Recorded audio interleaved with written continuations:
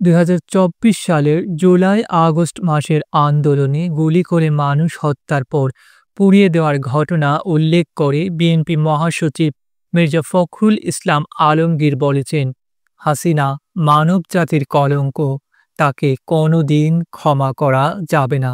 হাসিনা মায়েদের একটা কলঙ্ক, আমাদের প্রথম কাজ হবে এদের বিচার করা।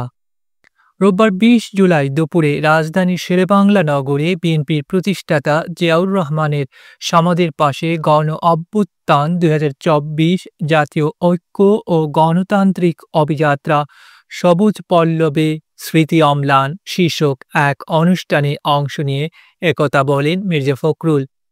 জুলাই গণ অভ্যুত্থানে শহীদদের স্মরণে বৃক্ষরোপণের এই কর্মসূচির আয়োজন করে জাতীয়তাবাদী কৃষক দল ও আমরা বিএনপি পরিবার।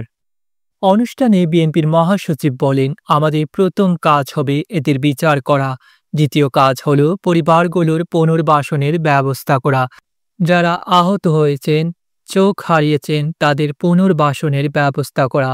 এটা না হলে ভবিষ্যৎ এবং জাতি আমাদের ক্ষমা করবে না। শহীদ ও আহত পরিবারের পাশে দাঁড়াতে বিএনপির পক্ষ থেকে একটি ফান্ড গঠন করা হবে বলেও জানান মির্জা ফখরুল। তিনি বলেন, আমরা দলের পক্ষ থেকে একটা ফান্ড রেজ করব। এসব পরিবারকে আমাদের পক্ষ থেকে যতটুকু সম্ভব সহযোগিতা করব। ইতিমধ্যে ভারপ্রাপ্ত চেয়ারম্যান আমরা বিএনপি পরিবার সংগঠনের মাধ্যমে কাজটি করছেন। মির্জা ফখরুল বলেন, ভিন্ন মত থাকবে, বহুমাত্রিক মত থাকবে, কেউ গণতন্ত্রে বিশ্বাস করবে, কেউ সমাজতন্ত্রে বিশ্বাস করবে। সবগুলোকে মিলিয়ে একটা রেইনবো স্টেট নির্মাণ করতে অনেক আগেই খালেদা জিয়া স্বপ্ন দেখেছিলেন। বিএনপির ভারপ্রাপ্ত চেয়ারম্যান ৩১ দফা দিয়েছেন। বর্তমানে সংস্কারের যে প্রস্তাব আসছে তার প্রতিটি প্রস্তাব ২০২২ সালে দিয়েছিল বিএনপি।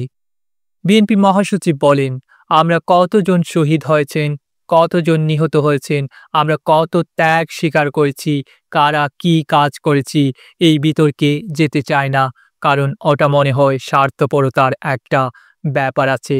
আমার দায়িত্ব হচ্ছে জাতিকে ওপরে তুলতে হবে।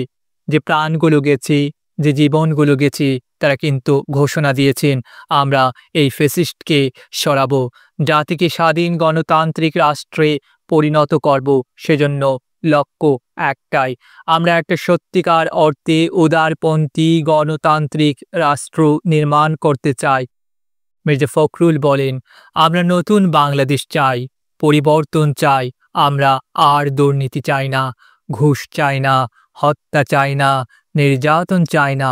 মানুষ যেন স্বাধীনভাবে স্বস্তি নিয়ে চলতে পারে, সে ধরনের রাষ্ট্র চাই। মির্জা ফখরুল আশাবাদ ব্যক্ত করে বলেন, ২০২৬ সালের ফেব্রুয়ারিতে নির্বাচনের মধ্য দিয়ে আমরা জনগণের একটা সরকার তৈরি করতে পারব। নির্বাচিত ওই সরকার শহীদদের মূল্যায়ন করবে, মর্যাদা দেবে, বাংলাদেশ একটা গণতান্ত্রিক রাষ্ট্র প্রতিষ্ঠার সব ধরনের ব্যবস্থা গ্রহণ করবে বলেও আশাবাদ ব্যক্ত করেন তিনি। অনুষ্ঠান শেষে জিয়া উদ্যানে জুলাই শহীদদের নামে প্রায় ১০০ গাছ লাগানো হয়। প্রতিটি গাছে শহীদের নাম ফলক ঝুলিয়ে দেওয়া হয়। আমরা বিএনপি পরিবার ও কৃষক দলের পক্ষ থেকে জানানো হয়, সারা দেশে তারা ১০ লাখের মতো গাছ লাগানোর উদ্যোগ নিয়েছে। ডেস্ক রিপোর্ট, আধুনিক কাগজ।